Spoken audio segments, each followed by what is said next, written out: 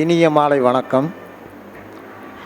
பூமி அம்மன் astrological research centre சார்பாக திரு C Rajan Babu அவர்கள் எழுதிய நூல்கள் வெளியீட்டு விழா இனிதே நடைபெற உள்ளது.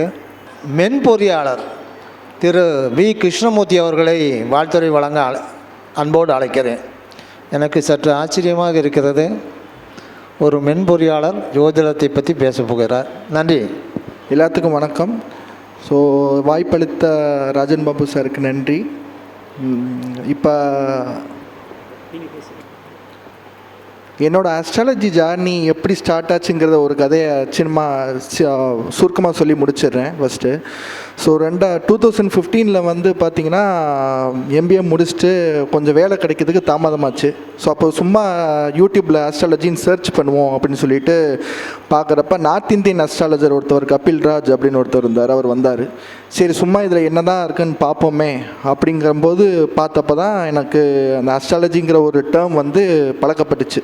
ஸோ நான் ஸ்டார்ட் பண்ணதே பார்த்திங்கன்னா நார்த் இந்தியன் மெத்தட் தான். ஸோ இங்கெல்லாம் சவுத் இந்தியன் சார்ட் பார்ப்போம். நான் நார்த் இந்தியனில் பார்த்து பழகினதுனால ஸோ அதில் பார்க்க ஆரம்பித்தேன். ஸோ அப்போ வந்து ஒவ்வொரு மெத்தடாக பார்க்குறப்ப வந்து நான் சார்ட்டை நிறைய தடவை சொல்லியிருக்கேன்.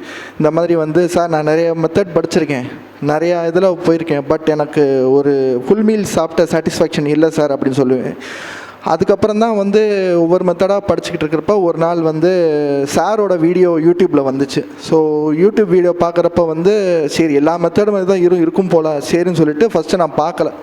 ஸோ 2வது தடவை வீடியோ பார்க்குறப்ப தான் வந்து இது என்ன புதுசாக இருக்கேன், நல்லா இருக்கேன் அப்படின்னு சொல்லிட்டு பார்த்துட்டு சாரை கூப்பிட்டேன். சார் உங்கள் வீடியோ பார்த்து நல்லா இருந்துச்சு, எனக்கு கன்சல்டேஷன் தேவைப்படுது சார் அப்படிங்கிற மாதிரி சார்கிட்ட ஃபஸ்ட்டு கன்சல்டேஷன் கேட்டேன்.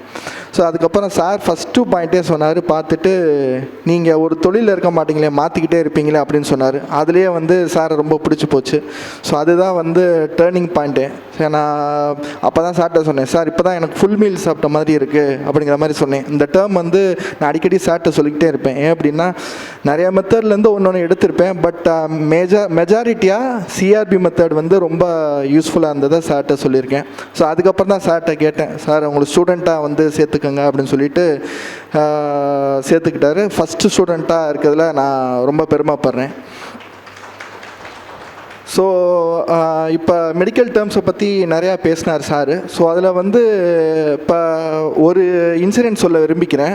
ஸோ என்னோடய ரிலேட்டிவ் ஒருத்தவங்களுக்கு வந்து கேன்சர் இருக்கா இல்லையான்னு சொல்லிட்டு பேசிக்கிட்டு இருந்தாங்க. நான் சொன்னேன், நீங்கள் மெடிக்கல் ரிப்போர்ட் வாங்குறதுக்கு முன்னாடியே வந்து நான் உங்களுக்கு மெடிக்கல் ரிப்போர்ட் சொல்கிறேன் அப்படின்னு சொல்லிட்டு வாங்கிட்டு உங்களுக்கு கேன்சர்லாம் வராது அப்படிங்கிற மாதிரி சொன்னேன். அதே மாதிரியே அடுத்த நாள் போயிட்டு அவங்க பார்த்தப்ப கேன்சர்லாம் இல்லைன்னு சொல்லிட்டாங்க. ஸோ இதுலேருந்து சாரோட மெத்தடில் பார்த்துட்டிங்கன்னா நீங்கள் மெடிக்கல் ரிப்போர்ட்டு போய் அங்கே போய் எடுக்கணும்னு தேவையில்லை. சாரோட மெத்தடை பார்த்துட்டு நீங்கள் அதை பார்த்தாலே அது ஒரு மெடிக்கல் ரிப்போர்ட் மாதிரி தான். ஸோ அது ஒரு இது. ஸோ நெக்ஸ்ட்டு இன்னொரு இன்சிடென்ட் சொல்ல விரும்பிக்கிறேன். ஸோ இன்னொரு இன்சிடெண்ட் என்ன அப்படின்னா, குரூப்பில் இந்த மாதிரி ஜாதகம்லாம் போடுறாங்க. ஸோ போடுறப்ப வந்து ஒருத்தவர் போடுறாரு, இந்த தசாபுத்திக்கு என்னன்னு பார்த்து சொல்லுங்கள், இவருக்கு என்ன நடந்திருக்கும் அப்படிங்கிற மாதிரி போடுறாரு.